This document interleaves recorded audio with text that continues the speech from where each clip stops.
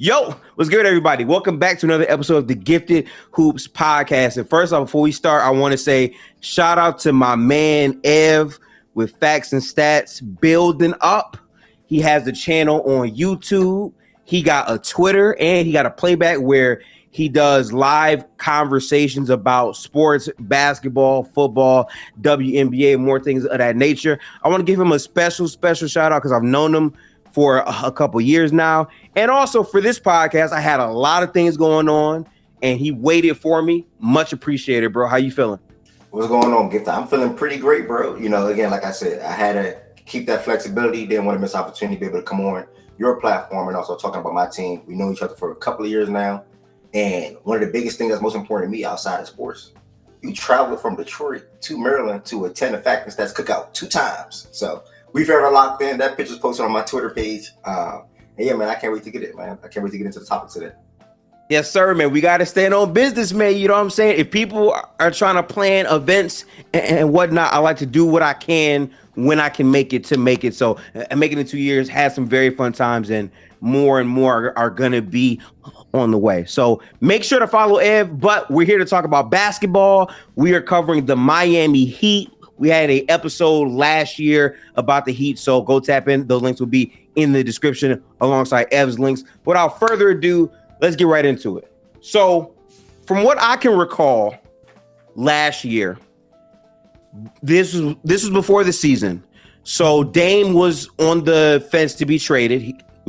At the point we recorded, he wasn't traded yet. He said he wanted to be in Miami. And I really asked you, like, okay, are you sure Dame's going to be here or not? You were pretty confident he was going to be here. You also said even if he's not here, you believe that Miami was going to be a 50-win team. Despite all that, you guys wind up not getting Dame. He goes to the Bucks instead, which is a rival, especially after what happened in the playoffs where you were the first 8 seed to beat them. That was crazy. And then you head into the regular season where there's a lot of injuries, a lot of turmoil. The end of the season comes really when Butler hurts himself, so you don't have him for the full first round, and you guys don't get swept. You do take a game versus Boston, but for you as a Heat fan, how was the season? What were your expectations going into the season, and where was your satisfaction level by the end of it? Yeah, I mean, roster-wise, I'm always confident in my team, starting with our 2 best players, Jimmy and Bam. Been blessed with the opportunity to watch them 2 together alongside Tyler Herro perform for the last 5 years. So I always was confident in the roster, and I think that we made the minimal moves to maintain our relevancy to perspective to the conference, and also getting back to the conference final or NBA finals. That's a place that we've been in like 2 out of the last 3 years as far as the conference finals and NBA finals. Looking at last season now, I did come in here saying, yeah, we're going to win 50 games. Again, that's due to my confidence in the roster. I thought we want to see leaps offensively from Herro/Bam. Now, I more so seen a leap from Bam offensively. Tyler Herro maintained everything, who he is to this day. What else I want to say? Throughout the season, it was tough, man, because you can never really predict injuries, right? And I think that we have a good team 1 through 10, but things happen. Coming out within the last week, Jimmy Butler said, his father passed. And when his father passed, he sort of kind of just said, man, forget everything. It is what it is. Too much is going on. I'm probably not playing my best basketball. Tyler Herro hurt his ankle. Bam was dealing with injuries. We traded for Terry Rozier midway through the season, traded the first-round draft pick and Kyle Lowry for that. And then Terry gets hurt as well. So we never really got to see Herro and Terry perform together. We never really got to see Herro, Terry, Jimmy, and Bam together, with Jovic together. So I would think that was sort of kind of like a setback for us. Got to the playoffs. Obviously, we're playing without Jimmy, who hurt himself against Philly in the freaking play-in game. And it was really just Herro and Bam out there trying to make things work. And no Terry Rozier, again, dealt with a neck injury. So, I mean, it was what it was. They didn't really expect us to win that series. It was good to see Tyler Herro go out there and get a game, though, especially with the way he performed in that game. And where's my satisfaction level at the end of the season? Nothing changed. It was hard for me to really feel better, or it's hard for me to feel upset. Because like I said, you cannot control injuries. It is what it is. You can't control it. So things were the same for me. The same way I felt going into last season, the same way I feel going into this season, to be honest with you. Okay, and I do want to say, to be fair, the Heat almost won 50 games. I mean, the East was still very, very close. I mean, all of the teams after the Celtics were pretty much like within a game or two to like the 7 seed, 8 seed. So it was a very close battle all the way through and through. A couple things I wanted to note. Tyler had an unfortunate season to me, and a lot of it kind of was injury based. I remember his start to the season was pretty strong. I believe near the play-in is when he got hurt. Sorry, in season tournament he got hurt, and then he wound up only playing 40 games on the season. So to me, I think his real growth or real leap could have been showcased more with more games to get his feel going better. I think with Terry Rozier as a combo guard, you could see Tyler's role evolve a bit more with another guy who can take, the scoring punch off of him. I think the main thing for Miami has to be health because, they just had so many in and out guys changing the lineups consistently throughout the season. It was kind of hard for them to have a level of regular season consistency. But I said this last year and I'll say it again. The Heat are interesting because they're the one team in the NBA where people are never sure where to put them in the regular season, but more times than not, people trust them in a playoff series. And that reputation has gotten them far in the playoffs. They've been one of the only teams in the East to make the finals 2 times in like the last 5 or 6 years. But the issue that I'm having is at the end of the day, even though you can beat teams in the playoffs, where you put yourself in the regular season matters, right? You only go to the finals for the most part if you're a top 3 seed. And if the Heat aren't able to quite get there, they didn't have to like fight through so much adversity to get to that stop. And both times when they've, officially got to the finals, the injuries through the path have really worn on them. And the team that they wind up playing just has more firepower than the Heat do. So I thought, okay, coming into this offseason, there would be more of a shift into players and rotation to like really give the Heat a better fighting chance. And instead, a lot of this roster is the same. So this feels like an internal development type of year that they're banking on. But I think the biggest X factor, right, has to be the Tyler Herro and Jimmy Butler contracts and what the Heat are planning to move on from. To hear your GM come out and be like, listen, they got to play more. This is flat out unacceptable. How'd that make you feel? Great. I mean, listen, I'm one of the few Heat fans that have the stance that I have when it comes to one, Jimmy Butler. I think it all starts with Jimmy. I'm one of the few Heat fans that have this stance, and I love him as a player. Listen, so he came to the team and went toe-to-toe with LeBron in the NBA Finals in the bubble. Where Dragic and Bam missed games, right? Jimmy went toe-to-toe. Phenomenal series that he had. Shout out to the Lakers for that, but I was one of the few. I'm with Pat Riley on this one. Like one of the biggest issues for me about the Miami Heat team is finishing in the play-in. It's like a slap in the face when you have a roster that features 2 All-Stars, 2 guys that played at All-NBA level throughout the regular season. We've seen since Jimmy been in Miami, I think he's been All-NBA second and third team probably 2 or 3 times, right? So that's a 5-year thing. All-NBA 2 years ago, second team, and I think third team like 2 times in the whole stint. But we have 2 guys that play at that level, and then we have another guy that can give us a 20 points on a night-to-night basis with giving you 40%, 39% of the three-point line, and Tyler Herro. So it's just that we have Jimmy who plays around 60 or so games. In my opinion, would take some games off in the regular season, would not play as serious in the regular season, don't have the mindset or that shift throughout games in the regular season to, all right, go time. We need this win. You really see that out of Jimmy in the playoffs, which I love and I appreciate. But you see that out of Jimmy in the playoffs. Go time. All right, I'm locked in. And I think that if we take more regular season games serious, then we won't be in a situation where we have to play them extra games in the play-in or having a tough opponent in the first round, i.e. this season that just happened 2 years ago as well when it happened with Milwaukee. This year with Boston, but we had to go through the play-in against Philly, and he ended up hurting his freaking knee. So if you avoid that, we don't even play in the play-in. Finish at the top 6 seed. You can have less worries throughout the season. I mean, less worries going into the playoffs, and it's just better, man. So I'm with Pat Riley on this one, bro. It is you perform in the regular season and you get rewarded like it. You can get either easier opponent in that first round, or you avoid the play-in, and that's 2 things that's beneficial for the long goal or for the long road.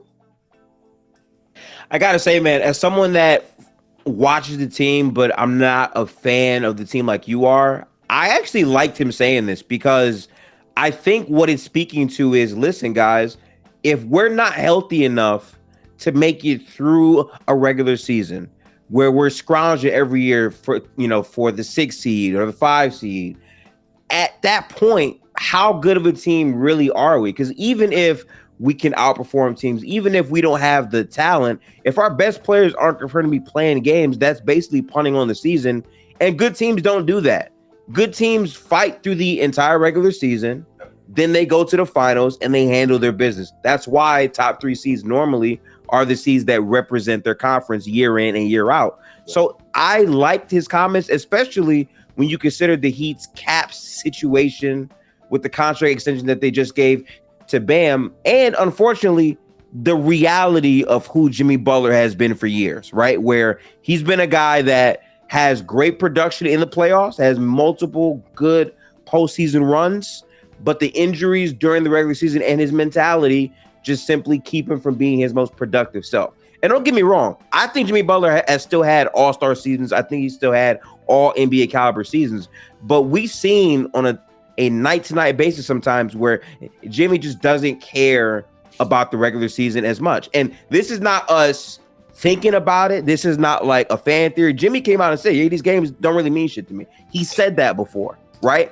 But I think for this season, when you're evaluating 2025, I think this is a whole different type of grind and motivation, primarily because I think Jimmy Butler wants to set a better example for himself as he ages, but also his contract, right? The contract era for Jimmy Butler is right now. So what he's able to accomplish this year is going to set him up for a potential extension, whether that's from Miami or some other team. So in my estimation, I'm expecting that the Heat are going to get the most productive version of Jimmy Butler yet, and that should definitely impact wins. I 1000% agree with you, bro.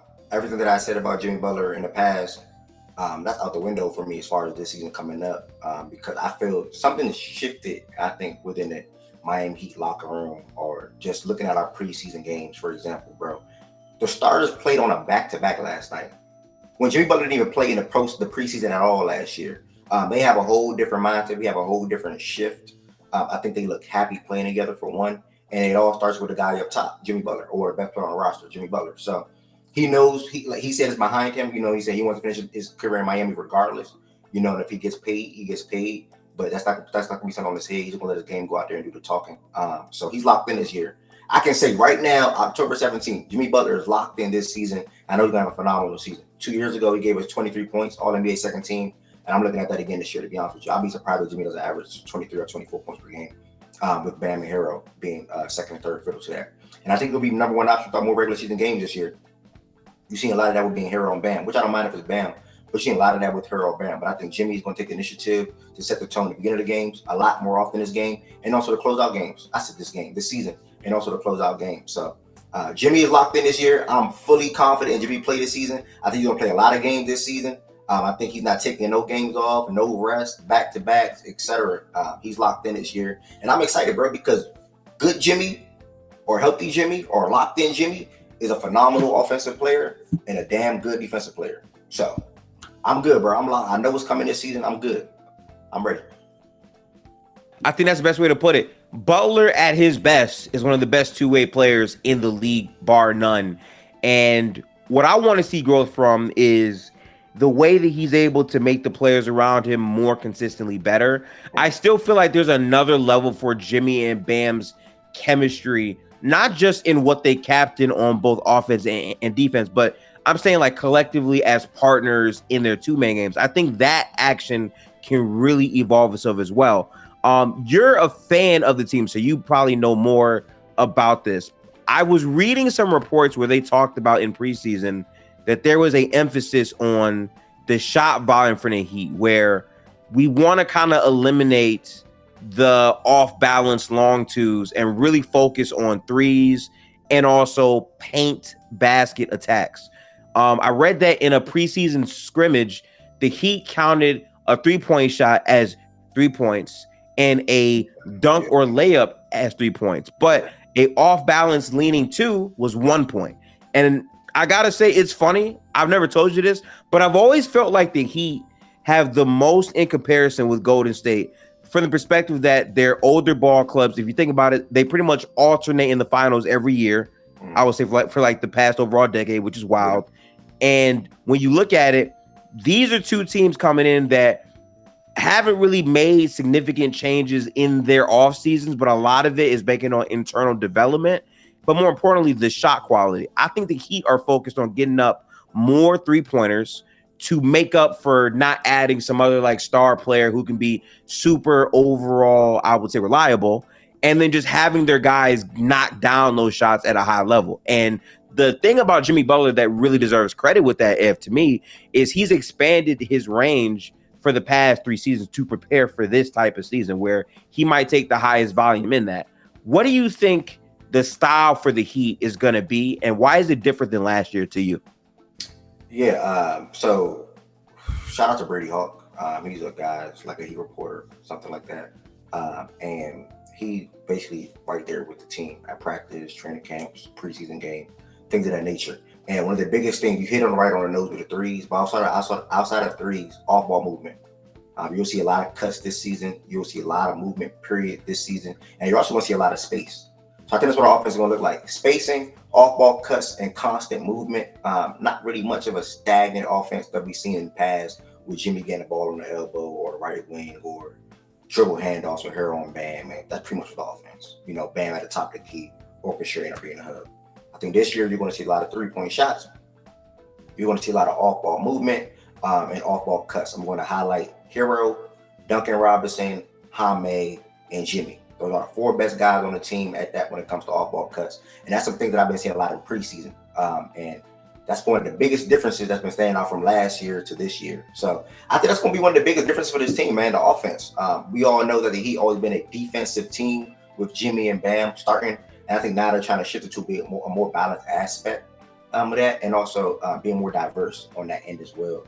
So off-ball cuts, 3-point shots. You got 2 guys in your backcourt that are phenomenal scores. Tyler Herro said literally yesterday that they think they're a great backcourt, and they both feel like they're one of the best scorers, you know, some of the best guards in the game, you know. So that alone, I think, would make the Heat realize, like, we don't need to really go for a big fish. You know, we added Terry Rozier last year, and then we can hit the draft and get a guy like Khalil Weir, you know, who's looking like he's going to be a good player for us in the future, not right away. And then even Larson, who's an experienced guy out of Arizona. So similar to how we got the Jaime out of UCLA, who's another experienced guy. So like you said, internal development, but mainly the offense is going to be about movement, off-ball cuts, getting your threes up, and also spacing. And the reason why I said spacing, because that we all been seeing since the Olympics. Bam Adebayo, man. He's extending his range. He's confident. He's pulling threes. I think he knocked down 1 or 2 threes in every single preseason game this year so far. Oh, he's been shooting them. He's been shooting them a lot in preseason. Yeah, for sure. That's the biggest thing. And pointing to your 2-man game with Jimmy and Bam that you said earlier, that helps it alone, because we all know Jimmy and Bam operated in the same space. Within the 3-point line, that's really their go-to area. That's really their go-to shots, right? Or go-to spots. Now we can see Bam pop on some of those screen actions. Now we can see Bam, and that also opens up the lanes for Jimmy.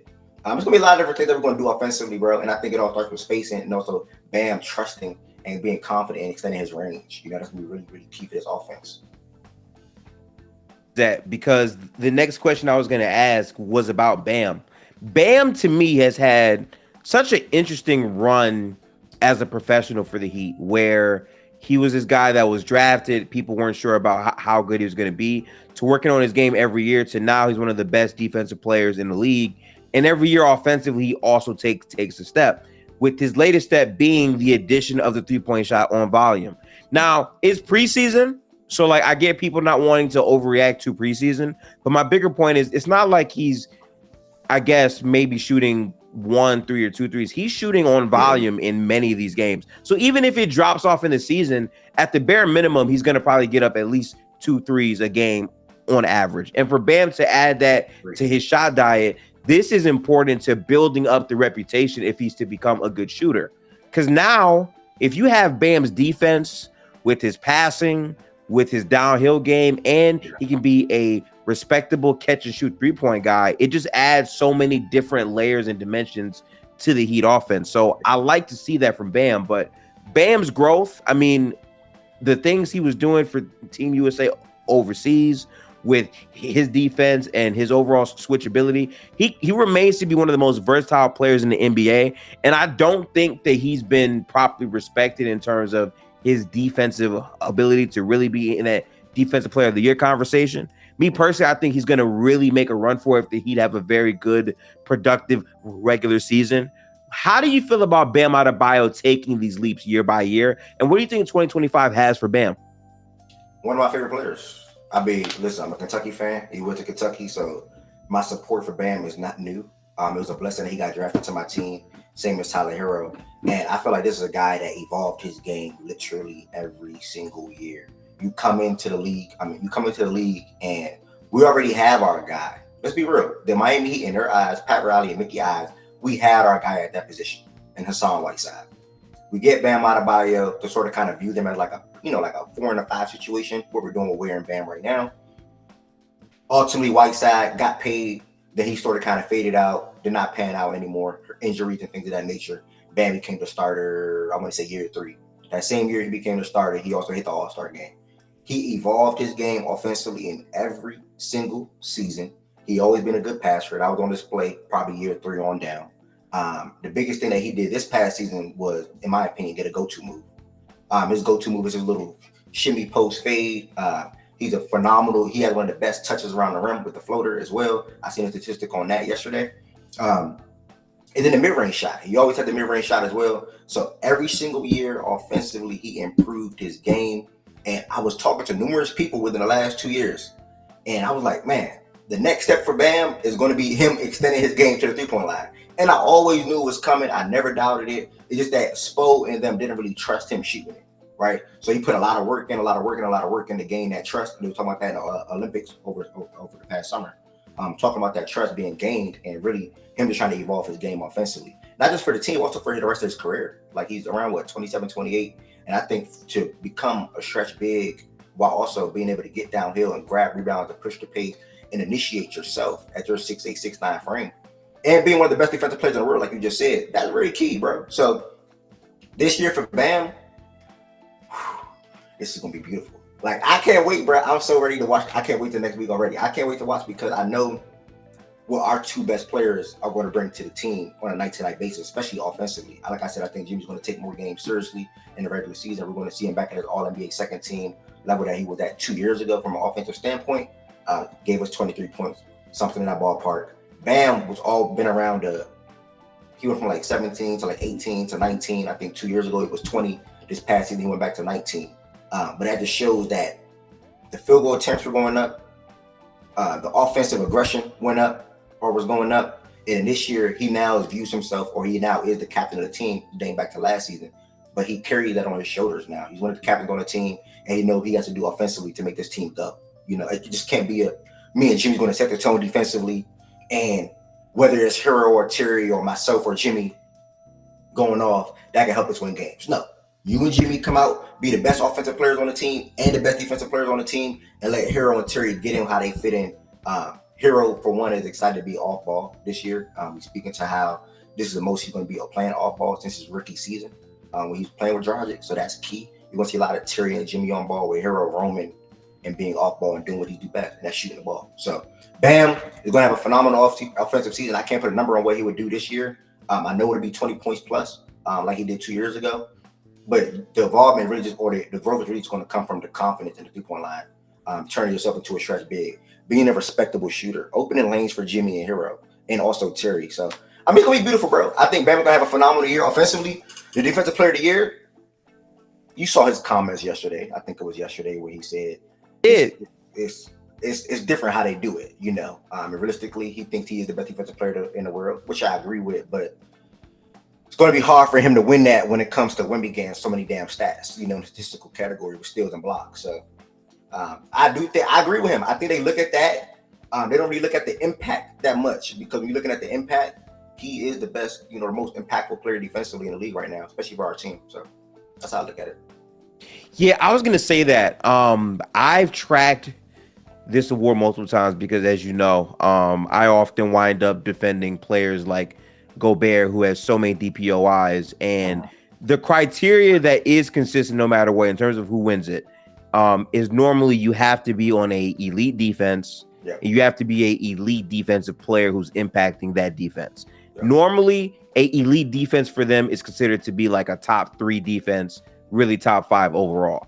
And I think that's attainable for the Heat because, again, I think what the Heat are going for is to have a top 10 defense, bar none, and not have a bad offense. If they can have a solid offense with that framework in mind, they can probably be a top 5 seed in their mind. So if they're able to do that with Bam and what he does specifically defensively, where he's one of the most versatile defensive players with switches, with blocks, steals, and just understanding how to properly deter people from getting to the basket, that can aid him. Also, I think there is a boost, because we don't talk about this enough, but there is going to be a boost from him being a Olympics player, where it's rare. Not a lot of players get picked for it. He was playing very, very well defensively, and they leaned on him a lot during their run. And I think because of that, that jump to his confidence, to me, that's why he's talking spicy about it now, because he feels that confidence, right? He was around the best players in the league in practices saying, no, like, I'm really like that, and they're disrespecting me. So I think because of that, that's what has him charged up for this season. And it's, as you said, I understand that a lot of people have, I would say, Wemby as like the leading guy. I don't think it's Wemby, just because I don't think the Spurs are good enough to be a elite defense. Good point. Okay, let alone make the playoffs. I don't have the Spurs as a top 5 defense. So to me, if you're not top 5 defense, you're not going to get it, in my personal estimation. Now, granted, Wemby is going to lead the league in blocks yet again. Steals, possible, right? I'm not sure. So the statistical anomaly that he is defensively is why a lot of voters gave him leeway last year. If he ramps it up to a whole other part where he's averaging like maybe 5 steals and 5 blocks, he might got it at that point. I don't know. But I think in terms of what the award is built upon, I think Bam can qualify for that this year. I really do. I agree. I'm tired of them. In my opinion, they're playing in his face. He finished top 5 in defensive player of the year voting like 5 years straight. Last season with the first year, he finished top 3 though, right? So he was a finalist last year. I sort of kind of feel like they're playing in his face because it's a widely known thing around the league that Bam is one of, if not the best defensive player in the league. So I think you made a good point with the team defense and where you finish at. I think we're definitely going to finish higher than the Spurs when it comes to team defense. Pointing to the defense, I didn't even highlight this. I know we're not talking about the preseason right now, or preseason period. But Tyler Herro, man, he's been real active on the defensive end. We know what Jimmy and Bam is going to give you on the defense in the lanes and also defensive period or defense period. So I think overall the team defense is going to be really damn good. It's going to be fun to watch offensively and defensively, and I'm ready. And see, look, it's crazy how these segues are working so perfectly. Because the reason why I'm bringing up defense a lot before we get to the young players on this team is I was having a passionate debate with 3 other content creators, okay? Derek Stein, your man, Jay Willie. Jay Will was good with you. And Real Talk. And we were debating about the seeding in the Eastern Conference, and the Heat, the Magic, and the Pacers were 3 teams that we were like thoroughly having a hard discussion about. And in my opinion, the Heat are the best offense out of these 3 teams. They're also the worst defense, right? The Magic, for a lot of people, are the best defense. Well, you meant the Pacers. I got you. You meant the Pacers. Yeah. Right. Yeah. The Pacers are the best offense among the 3. The Magic, for a lot of people, were the best defense among the 3, but also the worst offense. And the Heat are like in between. Yeah. So, like, in my estimation, for these 2 teams, one traded for a all-star who they'll now have a full year with. Also, they're going to have another key rotational player in Mathurin who will be back. And the Magic traded for KCP, who really fits their team well. And they have Paolo and Franz, who are going to continue to develop with a 250-pound Jonathan Isaac, who will probably not play more than 10 minutes a game. I don't know. And then you have the Heat, who didn't really make any moves. But again, the internal development of their players with lesser injuries could boost how good they look. In your mind, what gives the Heat the edge over those two teams in the seedings? Can't remember off the top of my head, to be honest with you. I think we swept the Magic last year. Could be either 3-0 or 3-1, something in that ballpark. But I know we had our way against the Magic last year. Always had our way against the Magic, period. That's not nothing new. When it comes to me, I mean, when you look at the team, who has the better players? Let's start there. When you look at the Heat and the Magic, I'm gonna just start on the Magic first. When you look at the Heat and the Magic, we have the better players. Two best players out of all both teams, for one. Jimmy Bam will be the best players on the Heat and the Magic, for sure. No doubt about that. They've reached phenomenal heights on the defensive end with Jalen Suggs. They just gave Wendell Carter a good, nice, team-friendly extension. Shout out to him. And they also added a phenomenal 3-and-D wing in KCP. So I'm not mad at that. But when you look at the Heat, I still think to this day we have the better team offensively. And I think defensively we can compete. We've seen the Heat be one of the better defensive teams in the league within the last 2 years. And we also seen the Magic just reach high highs on that defensive side within this past season. But like I said, last season to this season, not much is going to change with our matchups. Obviously, KCP is there now, but I don't think that really do anything for far as us in our matchup period. We're a good team. They're a good team. I think we did 46 wins last year. They did around 47, 48, probably 46 as well. Very close. Yeah. I think they did somewhere in that ballpark as well. But I just think that healthy-wise, and like we speaking out in the show earlier today, or this episode earlier today, with Jimmy and Bam, that mindset shift. To start with them two guys at the top. I think when they're locked in more regular season games, I think we'll have a way against the Magic. And to the Pacers, phenomenal offensive team. You spoke to a full season with Siakam and Halliburton. Great start. You spoke of Mathurin being there this year as well. Phenomenal lottery pick 2 years ago. Nothing really bad to say about Mathurin. Again, they have a complete roster at all positions. Nemhard, TJ, Obi, Jarris Walker is going to be playing more. Expected to play more this year. Good team, right? Nothing really bad to say about them, but you spoke to how they play at a fast pace. They get out and run. They have a good offensive team, but I think it's going to catch up with the Magic, especially in the playoffs,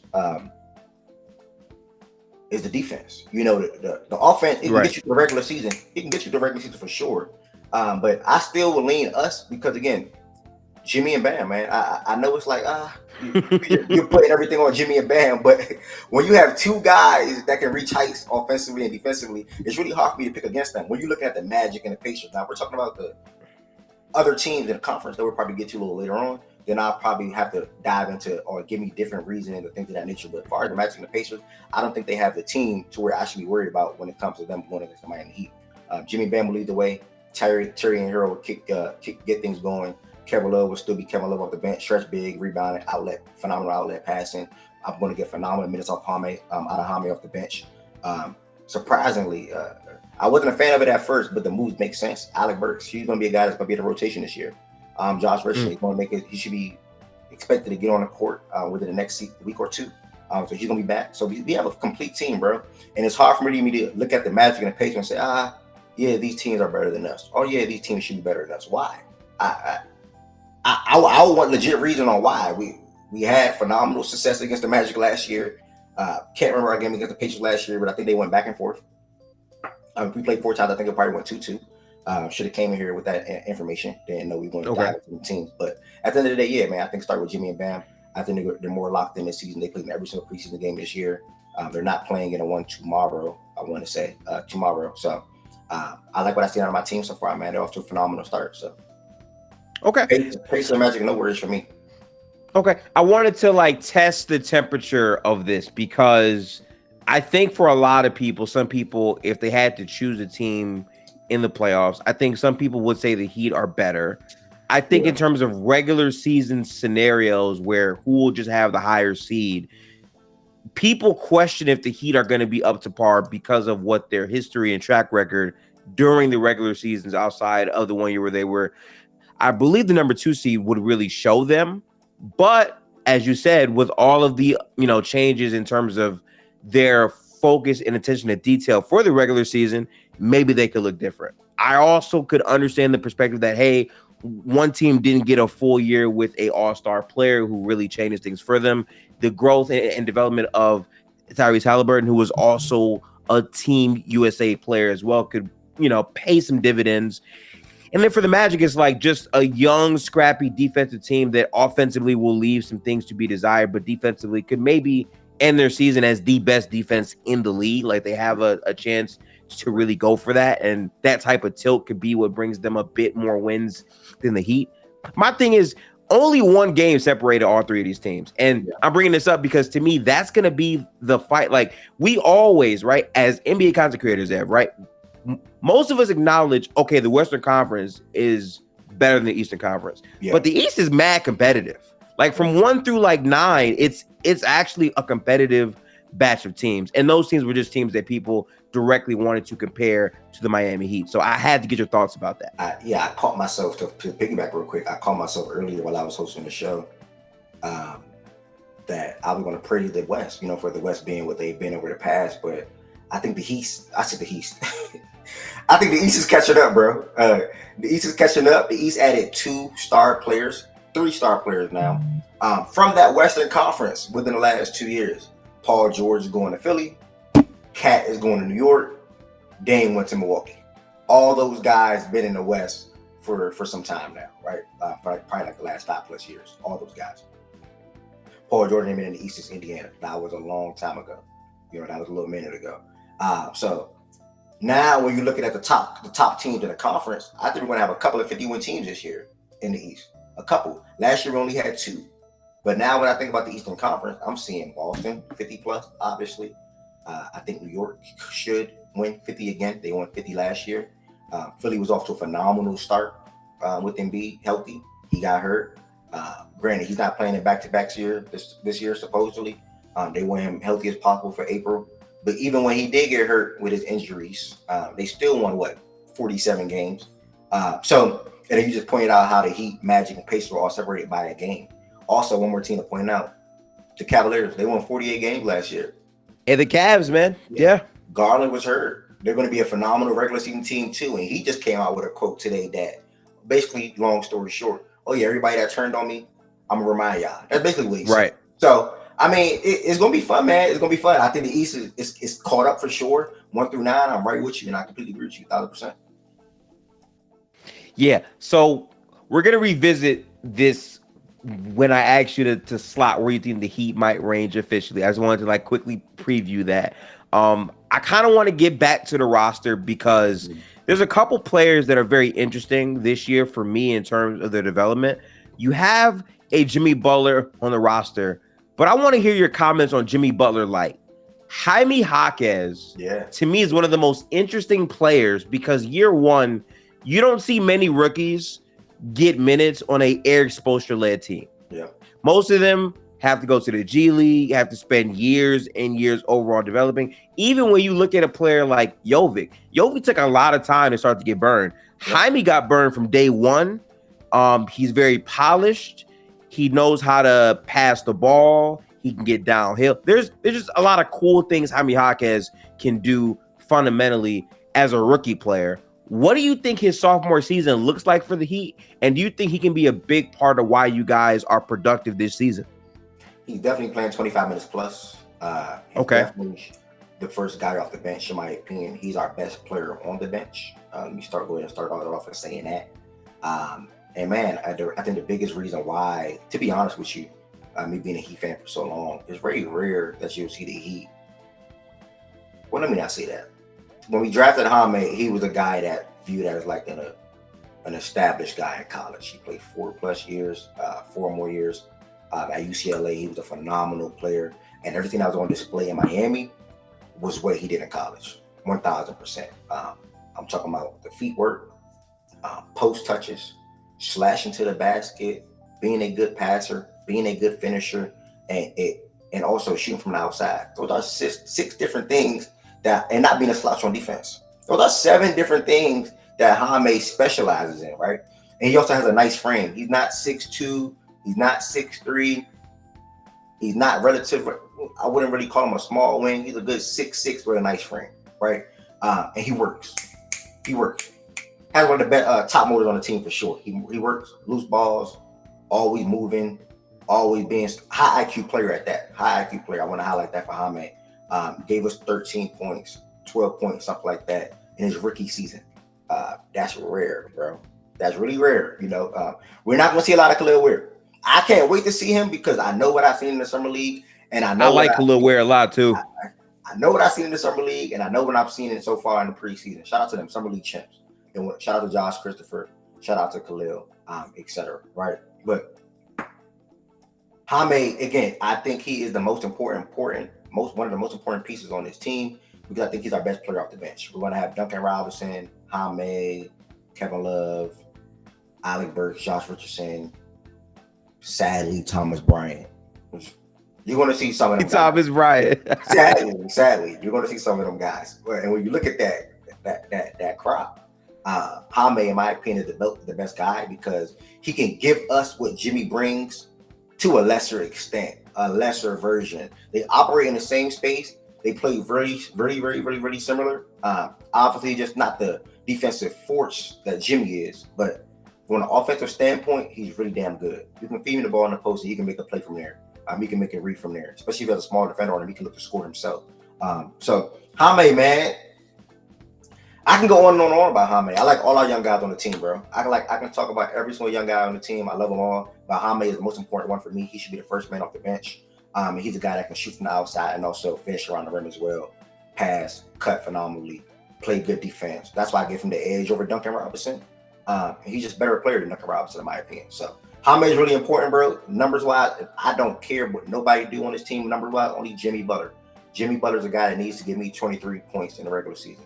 Cannot be 20, can't be 21. I want 23. I want him to set the tone the whole entire year. Jaime gave me 13 last year, and if Jaime gives me 10 plus, I'm okay with that. Somewhere in that ballpark, obviously, again, 10 to 15 points, and I'm okay. But I think we have a lot of guys that can score on a night-to-night basis in different ways at that. So Jaime is a special piece, one of the most important pieces on the team. I think any Heat fan will tell you that.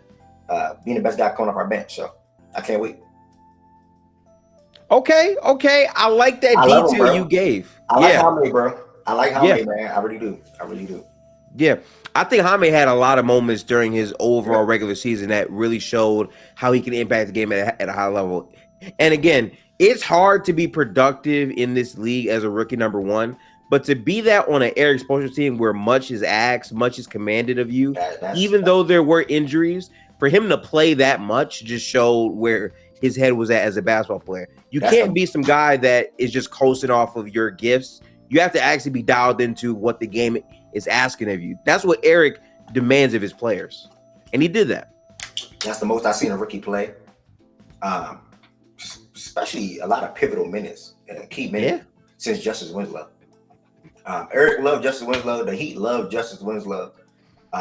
It's a guy that we spent a high first round draft pick on. Jaime sort of kind of came like the middle. I want to say 16, 17. I want to say 17. It came like the middle. And man, he showed us 30 balls. He showed us a streak or stretches of scoring 20 or more points. He showed us a lot of different things that you typically just don't see out of a rookie. So that's what I got to say. Bet. So we've had a lot of positive talks. I'm going to throw you a question. Let's see how you're going to answer this. I want to see if you're going to be honest or if you're going to be political. Let's see what Ev says here, y'all. What does Tyler Herro have to do to not be traded?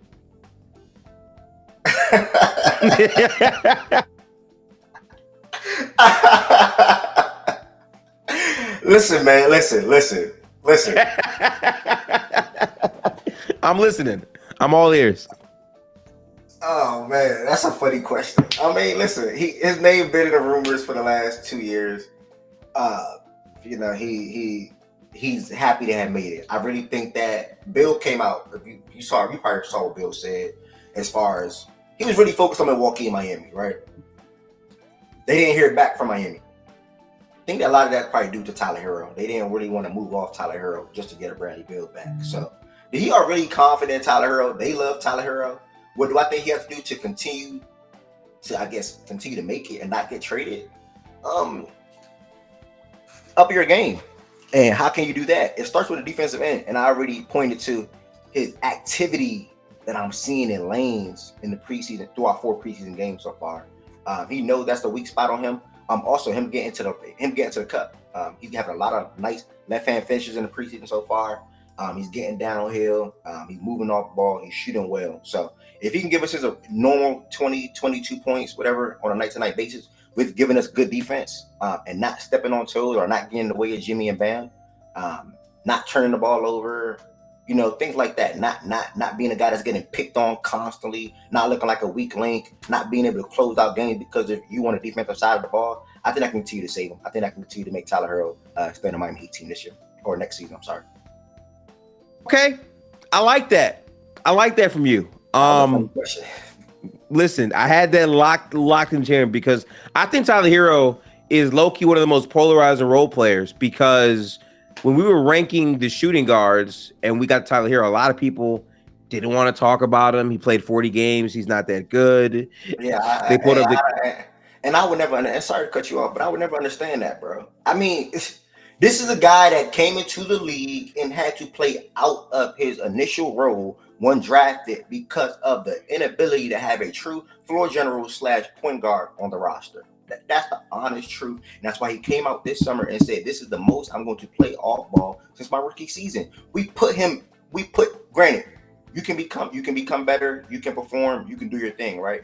But we put him in situations or a role which he's not saying not comfortable with, but shouldn't have had to step into so early. I think he's going into year 5 or year 6 coming up. He had to step into that type of role in year 2, year 3. So, I mean, you're going to be put in situations where your flaws will be highlighted. And what he did, he was not good at passing out of double teams or hard head situations 3-4 years ago. Got way better at that last season. That was on display. 2 years ago, that was on display.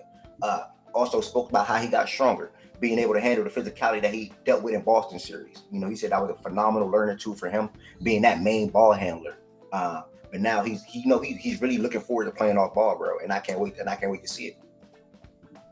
And see, that is the area that I was going to talk about with Tyler, because for all the years, and you've heard how I felt about Tyler, I feel like he leaves so much to where it's like I know he can be a good player if he buys into that role. To me, he's still one of the best shooters in the league. I mean, for his career, he shoots 38% from 3.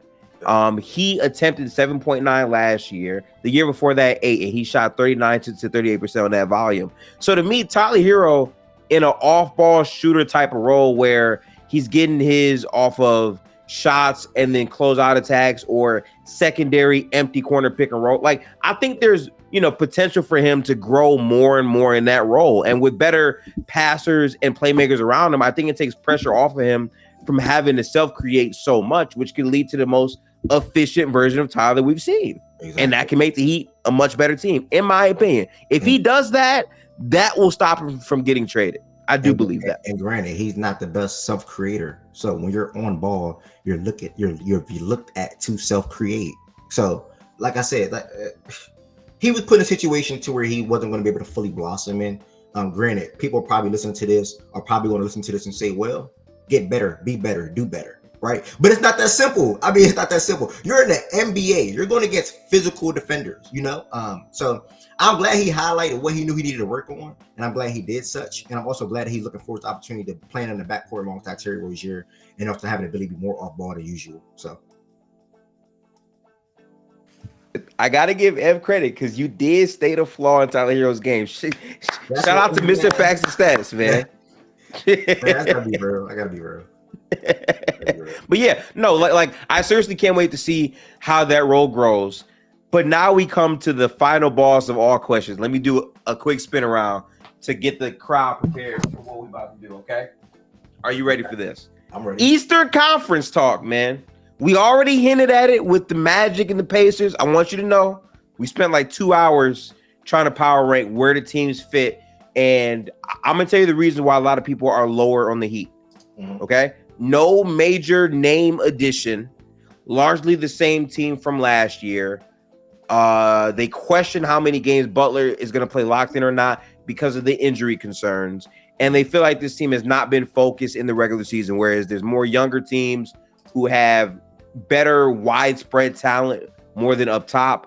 For you, when it comes down to the Celtics, the Knicks, the Cavs, the Pacers, the Magic, whoever, where do you have the general ranking for the Heat in the Eastern Conference?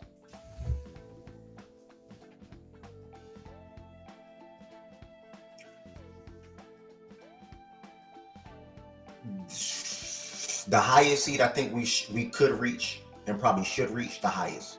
The highest we could reach and should reach, I would say, no, not should. The highest seed we could reach is the 4th seed. Realistically, where I think we finish, I'll probably say the 5th seed. I think my top 3 seeds are a lock. I think Celtics, New York, Philly are my stamps when it comes to my top 3 seeds. You will probably want to say Milwaukee, right? Because you have guys like Damian Giannis that can perform in the regular season. Who knows how healthy Middleton is going to be? Who knows what, which I like the additions of, but Gary Trent and Taurean Prince is going to look like for them from a defensive standpoint or a 3-and-D standpoint.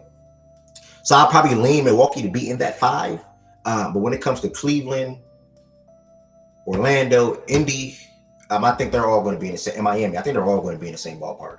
I think they're all doing 40, 47, 46 wins plus, similar to last year. I think Miami was 46, Indy and Orlando was 47. I think, like I said, Cleveland was 48. Similar thing this year, right? And they all dealt with injuries. So it's not that I can't just say, oh, we only team that dealt with injuries. No, Garland dealt with injuries. Allen dealt with injuries. I think Mobley got hurt last year. Indiana, obviously, Halliburton hamstring. In Orlando, can't think of what they dealt with. But granted, Orlando was Orlando. They took a big jump from 2 years ago to last season anyway. I think their jump and their win total was like 10 plus. And I expect that to remain, not remain, but I expect them to be around that 45 plus, 46 plus. So, man, when it comes to the Heat, realistically, I want to say 5th or 6th seed. My main goal is being out of the play-in. There's no reason why this team should be in the play-in. And I think the highest seed that we can reach is the 4th seed. The highest, the 4th seed. But if I had to say it right now, I'll give us the 5th. I don't disagree with that range. I was saying this earlier because, again, we did like a tier list of all of the teams in the East. And I was saying, okay, in terms of Miami's peak, like health to me is such a tricky thing because in the past, I would normally say, okay, well, if these teams fully healthy, they can do X, Y, or Z. I've kind of transitioned from doing that to more so, okay, whose health am I higher on? Because we know in a perfect world, someone's going to get hurt. It happens every single year. I kind of give the Cavs a lot of grace more than most people do. Because of the fact that we saw Garland and Mobley miss time at the same time, and we saw them go 16-1 with just Donovan Mitchell and just Jared Allen, and every one of their top 4 players missed 25 games apiece, and they were still that good. So to me, I think the Cavs are going to be a better regular season team than a lot of people are thinking, but that thinking extends for the Heat as well, because this is a team that faced a lot of injuries last year. I think they have guys who are prepared to take a bigger role and responsibility now, but more importantly, it's the play style. And again, as a Warriors fan, this has been my thinking for the entire preseason, right? What I'm looking at for a lot of these teams is on a night-to-night basis, what is your offense? What is your shot quality, right? In my opinion, for the regular season at least, the Heat's offense has kind of been stuck in the mud the past 2 years where their defense has been the main thing. I think what the Heat are really focused on is incorporating more off-ball movement, more slashes, and upping their three-point volume. The funny part is Golden State, to me, is playing the same exact way where they're trying to shoot the most threes in the league. Because ultimately, if you're lacking the overall talent compared to these other teams, if you're simply getting more threes up and you're a reliable defense, you give yourself a great chance to win because that'll at least guarantee most of your games are close. And then that comes down to your star players in a Steph Curry, in a Jimmy Butler, in a Bam Adebayo to help you close out those games and get more wins. So when I'm looking at it, yeah, that range to me makes a lot of sense. I got to be honest with you. I like the Knicks a lot. I think the Knicks are the inverse. I think the Knicks are the Heat. And I'll explain what I mean by that, right? I think the Knicks have less depth. They have star talent. I think they're going to struggle more in the regular season than they will in the playoffs. Because I think it's kind of a red flag that their center isn't going to be available until next year. Karl-Anthony Towns gets hurt. And OG Anunoby has to show me he can play 60 games in a regular season. So I think when I'm looking at all that, plus their centerpiece being, I would say Brunson, if Brunson misses time, I think that's going to bleed wins in the Eastern Conference. But in the playoffs, when they're healthy, they're going to be very, very good. I actually have the Heat in a similar type of range, honestly. I think their peak is probably 4. I think their floor is probably a 10 seed, potentially in the Eastern Conference. I think that's their range. I like that. I like what you said. But I didn't think about what you said about the Knicks. Granted, I do think they're going to be a damn good regular season team, though. But you're counting in Mitch not being there until at least January. I want to say. I have no issues with Cat being playing center at the moment. There obviously has some issues against Philly or Milwaukee in those matchups. But yeah, man, Brunson miss any time. Definitely wins can bleed elsewhere. I have a question for you though. So you really think Sure. do you think the Cavs have a better roster than the Heat? What is it with the Cavs as far as because they didn't really make any improvements? Yeah, so to me, I think the Cavs improvements are more so based on their four-man having the most continuity of all these teams. I think Jimmy Butler, Bam, and Tyler are the core, yes, but I think the Cavs having that foursome makes a ton of sense. I think they're guaranteed to be a very good defensive team, and I think that Donovan Mitchell's talent in terms of being the best shooting guard in the league, in my opinion, if not the best, probably too, really carries them. I also think Garland is a better player than what he showed last year. I've liked the inner growth and development from Evan Mobley, and specifically, they have a new head coach. Mm-hmm. I kept saying for a lot of times their defense was carrying them, and they weren't like scheming things properly around their four. I think they have a more progressive young coach in Kenny Atkinson, who is going to do his best to maximize their guard play a lot better to where Garland can shine more. And if that's the case, I think they're just going to have a much better offensive type of style, which will suit them to win more games in the regular season when you add that style to their defense. I think that's a big part of why JB had to go, because he was very rigid in the lineups he was comfortable with playing. I don't think the same is true for Kenny Atkinson. Yeah. Only reason why I said 6 the lowest for the Heat, because that Cavs is that team that I'll put at 5, if anything. Okay, right. 4 is the highest. Like I said, I think if Dame or Giannis missed time, I think Brick was a little up in age one more time again, another year again. A little slower. He wasn't that effective last year, and I didn't really see a good fit with him and Dame. Middleton is a guy that you still got to keep in your mind as well. So I think that 4 through 6, as of right now today, 4 through 6 for me. Yeah. Okay. Some type of formal order of Milwaukee, Cleveland, and Miami. I think Cleveland can end up at the 4th seed, which they just were this past year. I think the Heat, that's their high. They can get to the 4. I think 1 through 3 is out the equation. I think that's going to happen. We're going to have a phenomenal. We're going to have the regular season or the win total that I want us to have when I came on your show last year. Okay.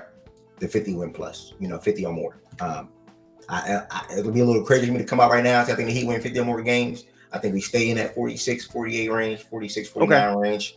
Herro only played in 40 games last year, or 42 games last year. So him playing more games can even help us get more wins. Us having Terry for a whole entire season can help us get more wins. So it's gonna be tough, bro. It's gonna be tough. It's gonna be tough. 4 through 6, and I don't even want to count out Indy and Orlando, but I think they're gonna be 7, 8. If I had to just say it right now, but that's gonna be tough, bro. And I feel like the most dangerous part too is that we're only talking about those teams. The teams at the bottom of the Eastern Conference are interesting teams. I don't think they're necessarily great teams, but they're teams that can take wins off you that you desperately need. I think a team like Charlotte with a new head coach, with Ball, who is in a revenge type of season where he just hasn't been healthy during any of these overall seasons, right? Brandon Miller, who had a phenomenal rookie year, is slated to have another good year as well, with Miles Bridges and also Mark Williams. Like that team, while on paper it might not intrigue people, I think they're going to be a lot more competitive on a night-to-night basis with a bunch of shooting and passing, right? Then you guys see like the Raptors, a sweaty team who no matter what is going to play hard defense. They got Scotty Barnes, like they have physicality. So I think the East just isn't safe for any team. I agree with you, and I like that you brought up Toronto, because I actually watched that Toronto and Celtics game in preseason the other day, which was a damn good game. But I mean, when you say sweaty, so damn sweaty, like they came out and just looked like a sweaty team. Granted, they caught fire. Scotty Barnes caught fire in that game, right, from the 3-point line in that first quarter. But they're going to be, I just said this literally on my show last week, they're going to be a team that's going to play hard and fight hard every single game. But I do like Charlotte and Toronto over Atlanta this year. I'm going to put it out there. I like Charlotte and Toronto over Atlanta this year. I think that they can do different things. I'm seeing B-Mill. I said this the other day. Charlotte's going to have 3 guys that average 18 or more. 3 guys that average 18 or more. And if LaMelo's healthy, Possible.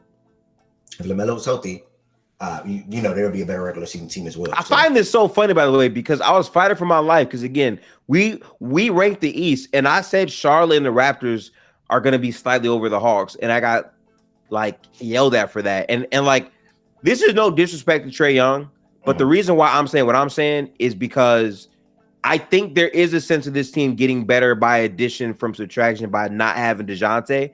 But I also kind of feel like Trae Young could get moved in season. I think that, you know, potential is there for them. And I just think their defense hasn't really shown any chance of growth. I think Jalen Johnson elevated into a bigger role can definitely make them better. But I just wouldn't be surprised because I like the starting 5 for the Hornets more than the 5, I would say, for the Hawks. I feel like the Hawks are in like a transition year where they drafted their guy number 1 overall, and they're trying to see how all of the young guys can get better more than just like flat out being a super competitive team during the regular season. So like I'm a little down on them because of that. But like the Raptors and the Hornets, to me, stylistically as teams, just make a bit more sense right now than the Hawks. Yep, I agree. I just think it's hard for me to see Trae getting traded in season. I think Trae will be getting traded at the end of the season. Okay, word. Fair. Well, hey, that's the Eastern Conference. I think the Heat definitely fit in there somewhat. I'm just so excited, bro. Basketball's on the 22nd. You know I've been starving for this. Basketball is back on the 22nd. How you feeling about that as a content creator, bro? One, everybody that's in here. The reason why it's such a blessing for me, the 22nd is my birthday. So I get to watch basketball on your birthday. Yeah. On my birthday. Opening day on my birthday. It's going to be a phenomenal start. Then we have 2 great games coming up with the Knicks and Celtics and Lakers and Wolves. Obviously, a lot of eyes will be on the Wolves this year or more from last year. Western Conference Finals appearance, unexpected. Julius Randle, Dante's in the fold now. That trade sort of kind of was unexpected, but those guys were always in the rumors as far as Cat and Randle. Just keep going. I actually have like a crazy trade thought that's insane that I wanted to run by you. I thought about this in my head. Are you ready for this? Okay. Julius Randle, right? His player option, right? He makes $33 million. Yep. You want to know someone else who makes $33 million? Who? James Harden on a player option. Nah, they wouldn't do that. They wouldn't do that. They wouldn't do it. I'm just saying. Okay. No. I actually, it's funny that I seen a tweet today because with the news of Kawhi, I didn't think Kawhi playing basketball this year. Well, I'm not saying this year at all, but I literally was just telling Heaven Sent, shout out to Heaven Sent, I don't think Kawhi really plays basketball this year. And I indefinitely. I honestly don't think Kawhi plays basketball in 2024. This year, this calendar year right here, I don't think he plays. It's going to be December. And listen, I'm happy you said that because my mind is in the same place. So how I'm looking at it is James Harden finds himself in a similar situation in Brooklyn where he was the only one playing. Kyrie wasn't playing. KD wasn't playing. I can't take this. I want out. Then you think about the Wolves trade. The Wolves were really doing it, in my opinion, to get off of Cat's contract more than them loving what Randall does, right? So now you get Harden, who's on the same contract, same money, clean, and then you now get a chance to move Mike Conley to the bench, which is much better value. Harden can maximize Gobert, and now Anthony Edwards can focus a lot more on just trying to score the ball in his spots and have better shot quality off ball. Like it low key makes a lot of and because Randall's gone now, Nasri elevates. But who's your backup big man? Hey man, desperate times call for desperate measures. That is a trade deadline thing they figure out. Wouldn't that be Luke Garza at that point? Then I mean they might give Garza some maybe. But that sounds good. I'm not gonna lie to you. I don't think they would do it, but when you sit back and think about it, that actually sounds pretty. It's not bad. Yeah, it sounds not bad for both sides. That it makes sense. Again, it's tough for me to see Harden forcing his way out of LA. But word. To spin it back to the main thing, man, as a content creator, And as a guy that like I host a show every single day. You shout it out early in the morning for anybody that don't know. I said early in the morning, earlier this episode. Anybody that don't know, Fact and Stats, like Gifted was saying, is a daily sports show, Monday through Friday. I'm sure you will have the links in the description on this video. But man, just being able to talk to different people around the world about their team on a day-to-day basis is so important and big to me. Because they watch their team games all 82. Meanwhile, a guy like me or a guy like you're not watching 82 Heat games this year. And I'm not watching 82 Warriors games this year. Let me be realistic. I mean, if you are, you are. But I'm just being realistic. I'm not doing that. I try to watch as many games as possible, but I have select teams I like to key in on. I'm going to watch a lot of Kings games this year.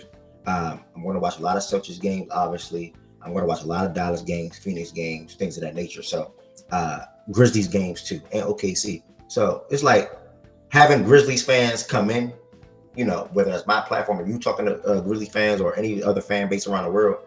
It's so amazing as a content creator, bro. So I can't wait. I'm going to get back to being active when it comes to the podcast standpoint, recording weekly, bi-weekly episodes. So yeah, man, I can't wait. It's a phenomenal time. NBA, NFL. You have college basketball coming back up as well. You have college football going on right now. So this is peak sports. It's peak sports right now. Hey, I could not agree more. I gotta say, for me, I've had like a very stressful 3 weeks because I've been sick for a lot of them. While trying to get content out, that's the worst thing to get.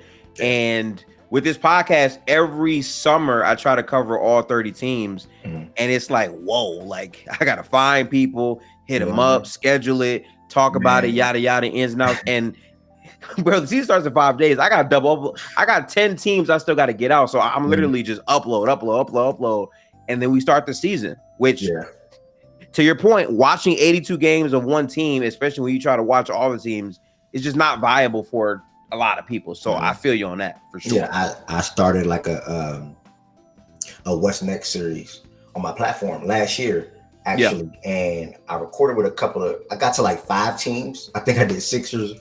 Shout out to Process. I did Celtics. Shout out to Kiana, and I did like Memphis with Miles, and shout out to Miles. And I'm like, damn, I don't know if we get through all 30. So I commend you, bro. You're working. This year I shifted it to the show to talk about all 30 teams. And I got like 5 more teams to upload within this next 5 days. But man, been a phenomenal talk today, man. Heat basketball, I can't wait. Absolutely. Fun times is coming up. You get to watch Stephen Curry, so that's always a blessing. Obviously, there's some question marks around that team, but we ain't on that right now. Because I have to watch Steph Curry and Andrew Wiggins post ups.